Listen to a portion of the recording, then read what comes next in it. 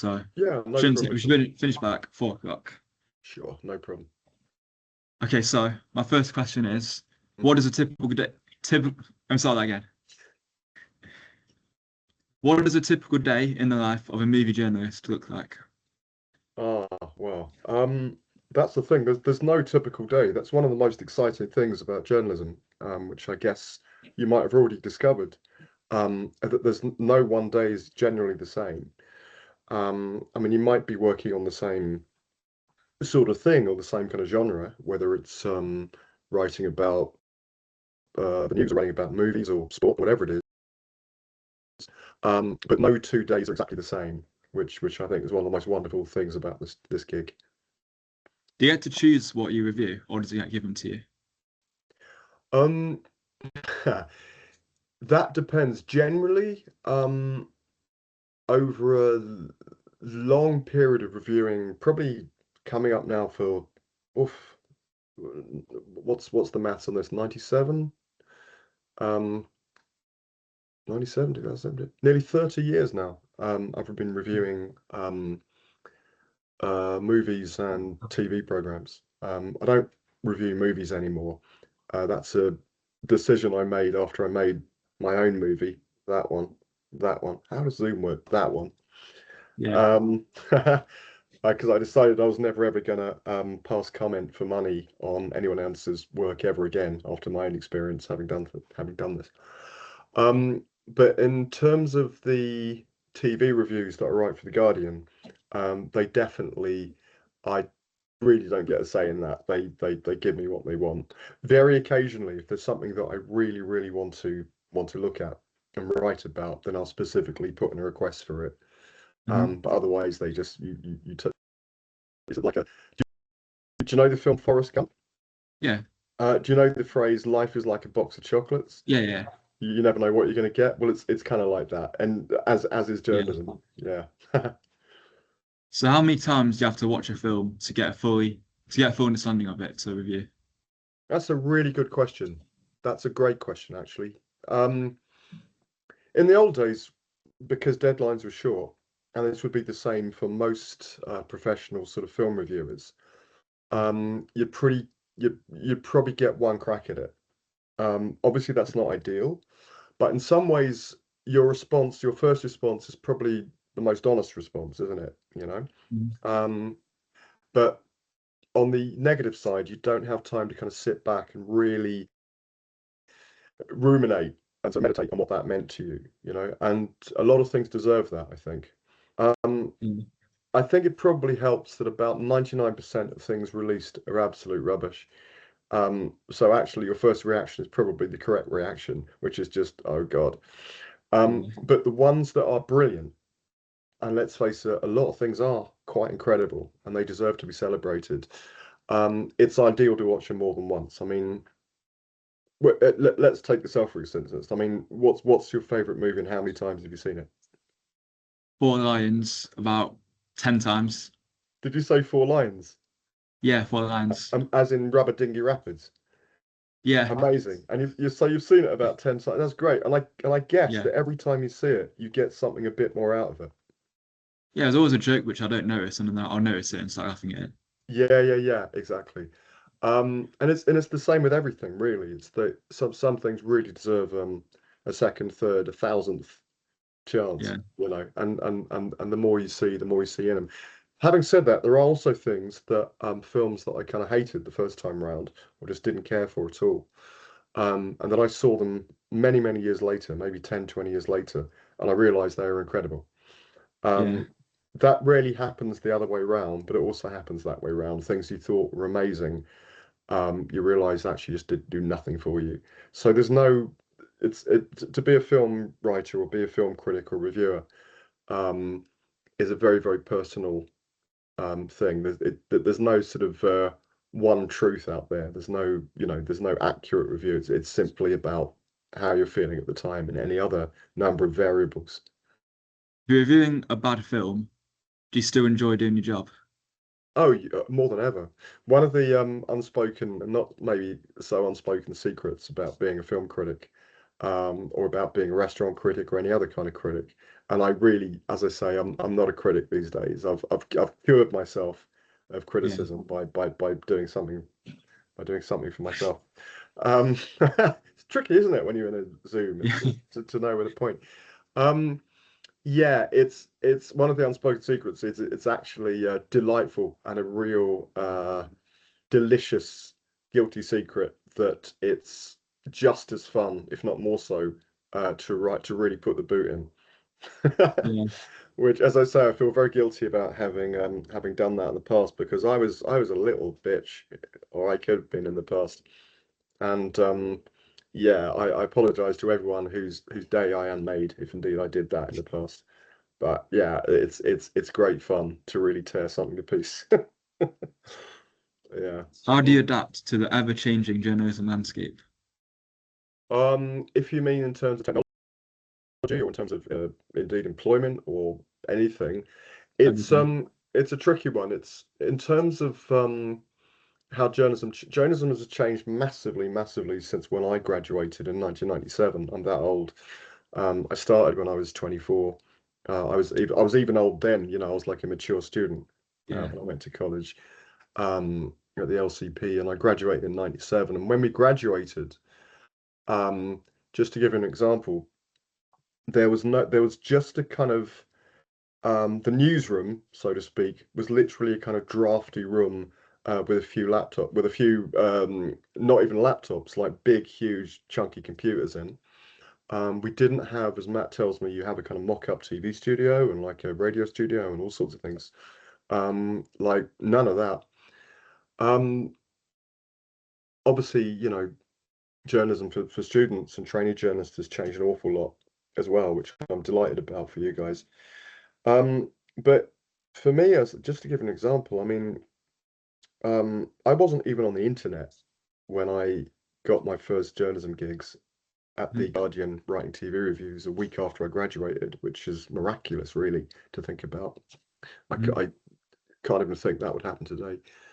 But I didn't even have the internet. I used to go into my college to handwrite my reviews and take them round to the office, so someone had to type them up and then put them into the paper. Yeah.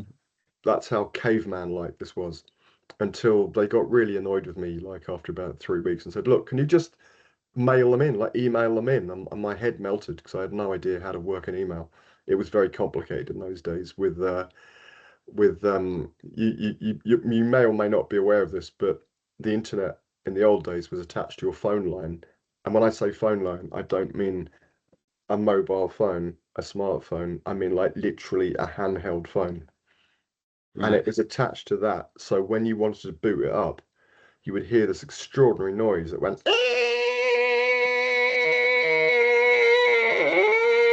for about 5 minutes. And if anyone was using the phone in the house, they had to hang up because you were, I don't know, researching old Simpsons episodes or something. I mean, it was Yeah. insane. It was like something from the Stone Age, but we all have to start somewhere. Mm. So yeah, obviously on a technological basis, that's a massively changed. Um, Deadlines have gotten definitely kind of shorter and tighter Mhm. with the advent of the internet. The internet obviously is the huge change. It's changed everything since I started in the last since well, like since 1997. It's changed Yeah. absolutely the whole thing. Um, it's changed how relevant certain journalists are. So in that respect, it's changed employment prospects, Yeah. which were never easy in the first place. It's certainly changed pay rates. Sorry, I'm aware I'm flinging an awful lot of negatives at you, and I don't mean to. But certain things just are how they are. Um, it's changed access. It's changed in good and bad ways. Obviously, with the proliferation of social media and everyone being on social media, journalists are now obviously taking stories directly from social media and making them news stories. It's changed because of that. It's changed the role of PR. It's changed the role of film company. It's changed pretty much every aspect of media you can think of, and that all flows into journalism. because it all has a knock-on effect. So it's a kind of incalculable change. What hasn't changed is the human need and craving and desire for stories and to be entertained and to learn stuff, and to spark curiosity and to really remind everyone out there that we are all humans and we're all basically on this planet trying to get by. And we're all still after uncovering the bad people and still after celebrating the good people. And Hmm. so, in a very fundamental way, that's a constant and that remains, thankfully. My final question is, would you recommend your job? 100,000%. It's the greatest job in the world. I mean, it's before I answer that, what would you say? What do you like about it? Um, I think it's very creative. You get to put your own spin on things and get to talk about things, which is what I like about it. Hmm. Hmm. I love how creative it is. Yeah, yeah. There's definitely a creative aspect to it. Weirdly, some journals I know aren't creative at all. Um, but that will lead me on to what I'll tell you about this is that what I like about it that it's, as I've said, no 2 days are the same. It's Hmm. never boring. And for ADHD people like me, that's a bonus. That's a massive bonus because my brain doesn't really do boring. It doesn't really like it. I like the fact it has a kind of inbuilt structure, as in the form of a deadline, that it's not that it forces you to focus, um, write something, sometimes in a hurry, and that's really exciting. So I Hmm. like that aspect of it. Um, I like the fact that it genuinely has changed things and continues to change the world in sometimes good ways, really good ways, really good, powerful ways. Um, I like the fact that it's a massively kind of freelance thing, although that's can be problematic as well when you're scratching for money, as we Hmm. invariably are. That's one thing I'll warn you about journalism. It does not pay very much. But if you're into journalism, one, you probably knew that, and two, your overriding passion to tell stories and be creative hopefully overrides that too. Hmm. Think of this as a branch of the arts, like being a photographer or a painter or a musician. It's the same, you know. It might look different, but it is essentially a branch of the arts, and it's another kind of art form. You know, that Hmm. bear in mind always that. So when you're feeling a bit skint, bear in mind and remember that most musicians, most actors, most performers or artists of any kind are absolutely skint, and journalism is no exception. That's the truth, Yeah. okay? I love the fact that it brings you towards people. That if you are perhaps shy in your life a little bit or socially a bit awkward, it forces you to talk to people, and that helps an Hmm. awful lot. As a journalist, you will gain those kind of tools of the trade, those kind of social tools of the trade, to be able to come out of yourself a little bit, Yeah. which is quite useful in journalism. It's not 100% necessary, but if you're in a job that is essentially about people and about people's lives, it helps. Yeah. Um, I like the fact that you can differentiate in journalism to whatever your particular passion is. If your passion is football or boxing or cricket Yeah. or tennis, you can be that journalist. If your passion Definitely. is art and painting, you can be that journalist. If it's films, you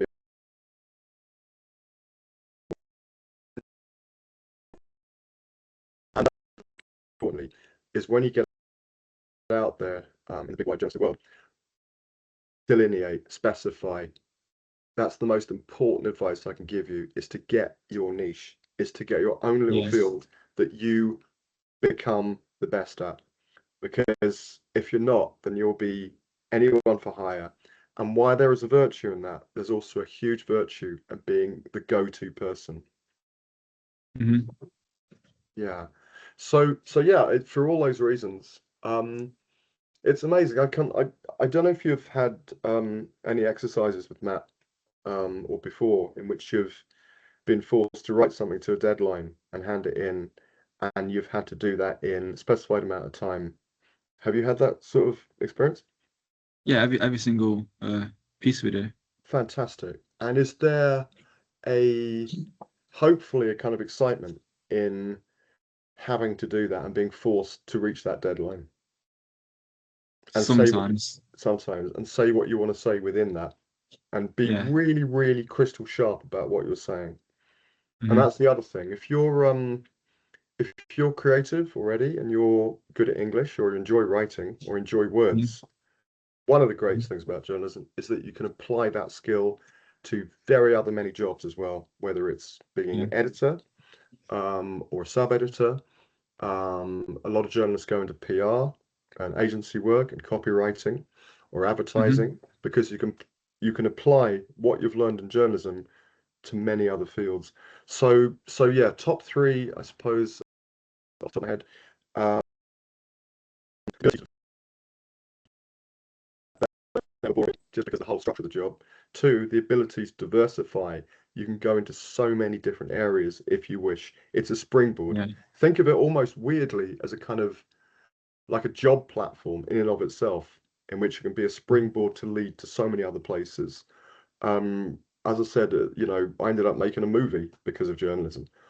Yeah. I've written a couple of books. I'm writing a memoir at the moment, but in between that, I've made a movie which would never have happened had I not been a journalist. Mhm. Um, it's less of a kind of job than a this sounds awful. I'm going to phrase it, but it's less of a job than a lifestyle. As in, it's for particular kinds of people. It doesn't suit everyone, but it's for particular kinds of people and particular kinds of minds. And Mhm. if you're curious, and by that I mean often insanely curious to know other people's business and the world's business, if you're happy not necessarily to earn millions of pounds a year, if you are interested in people, um, and if you are a natural born storyteller, or enjoy stories at least, or watching or reading or hearing about them, whether they're fiction or non-fiction, then this is very likely where you should be. Mhm. Well, thanks for that. No problem at all. Enjoyed that. Thank you so much. And really good questions, actually. Thank you. Yeah, thank you. My deadline is in a week today, I'm pretty sure. And Oh, everyone nice. else's interviews were like 2 weeks ago, and I was struggling to get a guest on, so I appreciate you doing this. Absolutely no problem. If you want to ask any other follow-up questions, please just drop me a text when I can. Of course. But yeah, at a short notice, that's with little sleep. That's I hope that's been all right. Yeah, it's been Um, perfect. yeah, but I hope you continue to really get something out of your course. Enjoy it. Yeah, thank you. What sort of journalism are you thinking of going into, by the way? I'm not sure. Probably like entertainment, maybe. I know I like sports and I like movies and I like games. Oh yeah. So something similar to that, I'd say. Yeah, I mean it's I mean that's the other thing. It's just isn't it amazing to like find a job where you can basically write and talk about what you love? I mean that's incredible. I mean that's the best thing about it is that particularly as a film critic, when if I'd ever come out of an amazing movie, like a really like some like now like a classic or something, I Mhm. would I would almost have literally run up to people in the street and grabbed them by the collar and just said, you have to see this. And if that Yeah, urge is in you, whether it's about a match or a movie or whatever it is, then again, this is for you. yeah. I have to like get the transcript now. I hope it makes sense. Yeah. Okay, I think I have to leave to get the transcript and the Okay, video of it. no worries. Right, see ya. All right, cheers. Thanks a lot again. Nice questions. Thanks, Mhm. Harry. Good luck. Yeah, Happy bye. Christmas. Cheers. Yeah, Merry Christmas.